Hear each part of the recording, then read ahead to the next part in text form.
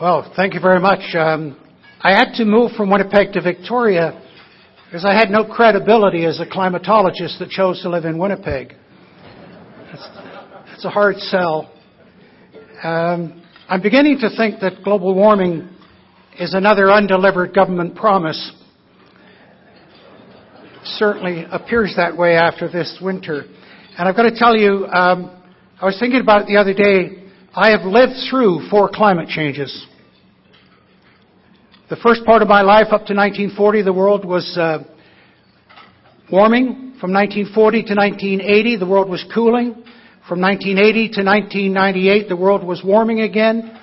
And from 2000 to the present, the world is cooling. What you haven't been hearing in the mainstream media is the southern hemisphere has been cooling for 20 years. Australia had the coldest April on record this year. And of course, you can see the whole world has been cooling since 2000. But of course, cooling is not what the mainstream media wants to hear or wants to report. So there's a very biased view of what's going on here.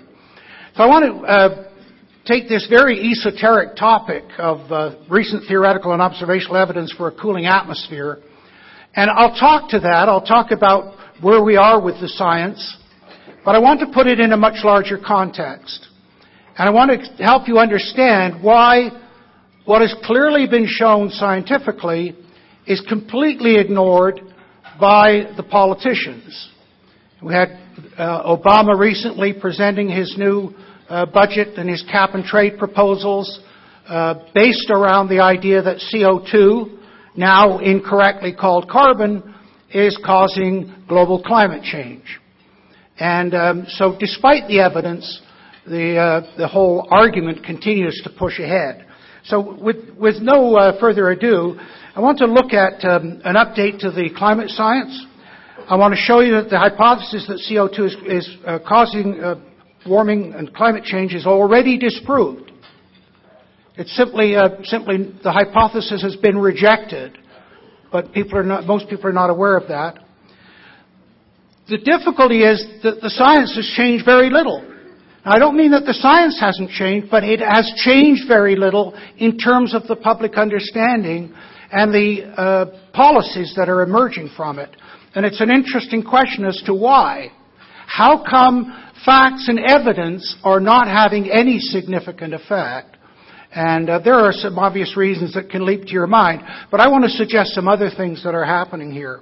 And of course, to look at that, we need to look at why has it failed. I want to suggest to you that the hypothesis that human CO2 caused global warming or climate change, and notice, by the way, and there's been an article recently in the New York Times about this, about how they keep moving the goalposts.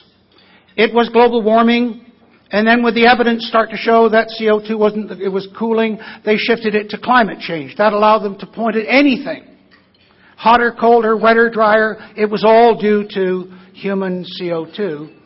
And the hypothesis that anthropogenic global warming, as it's known, is the greatest scientific deception in history.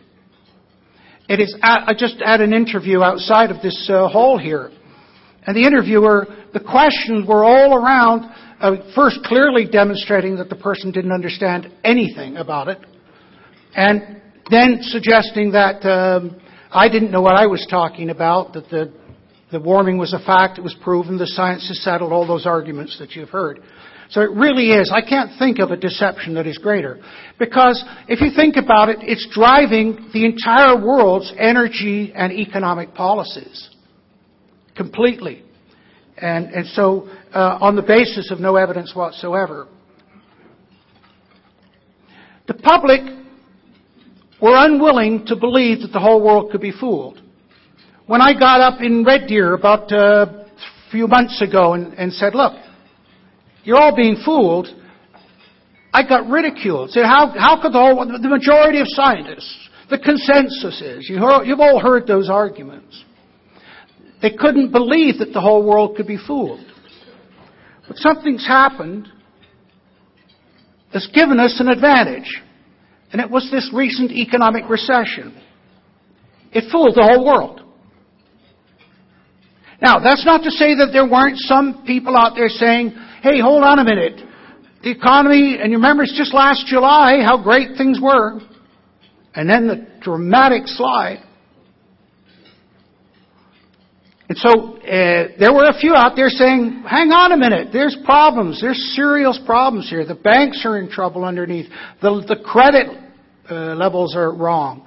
There were people talking about this. But just as with those climate skeptics like myself, easily marginalized. Shut up, the economy is great. We're all making lots of money. We don't want to hear from you. The majority don't agree with you. Look at all the money that's being made. Everything's booming. The trend is up, and it's going to keep on going up. Well, now, because of that fooling of the whole world by that economic recession, it makes selling the argument that you've all been fooled on CO2 and carbon a whole lot easier to sell. I love this cartoon from The Spectator. And as you know, there's very little to today's world, unfortunately, that bears any examination whatsoever. And we're finding out that these great shells of fronts of things with the serious fraud that's behind it, and this illustrates it very, very quickly. What they've done is effectively thwart the scientific method. They've blocked normal scientific progress. And they've done it with public relations. And on the Roy Green Show out of Montreal for 2 years now, he's been pleading with anybody that would have a public debate with me about global warming and climate change. Nobody has come forward. There was a Richard Littlemore, who's with a group called Dismogblog, which attempts to smear anybody that raises questions, had a debate with Lord Monckton. And his opening comment was, this is not about science. This is not about facts. This is about public relations.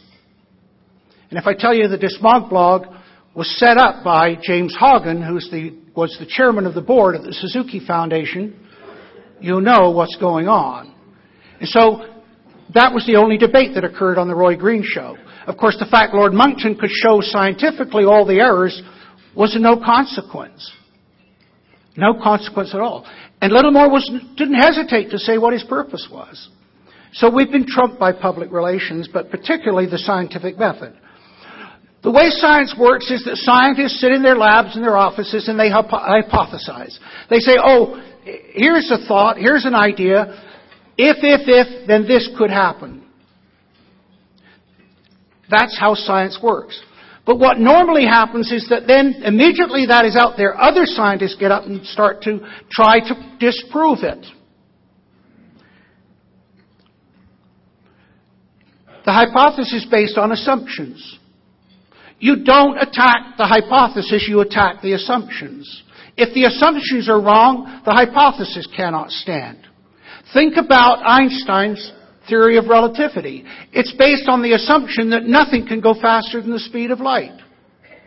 There has been a 105-year effort to try and find something in the universe going faster than the speed of light. Because if you find that, then E equals mc squared essentially becomes irrelevant. It is a logical extension of accepting the assumptions. So the assumptions are the key to the scientific method. Other scientists, as I say, try to prove, usually by disproving the assumptions are wrong. It's what Karl Popper called falsibility. But what happened was they came out and said, created the anthropogenic global warming hypothesis based on these assumptions. CO2 is a greenhouse gas that traps heat. The increase of CO2 causes temperature to rise. CO2 will increase because of human activities. Temperature will increase because human population and activities, particularly carbon-based economic development, will increase. That's why the focus on CO2. And I'll come back to that point in a couple of minutes. So those are the assumptions on which the AGW hypothesis is based. This is now completely disproven. The Intergovernmental Panel on Climate Change, a 2007 report, claims that temperature increase of the last 20 years is due to human sources of CO2.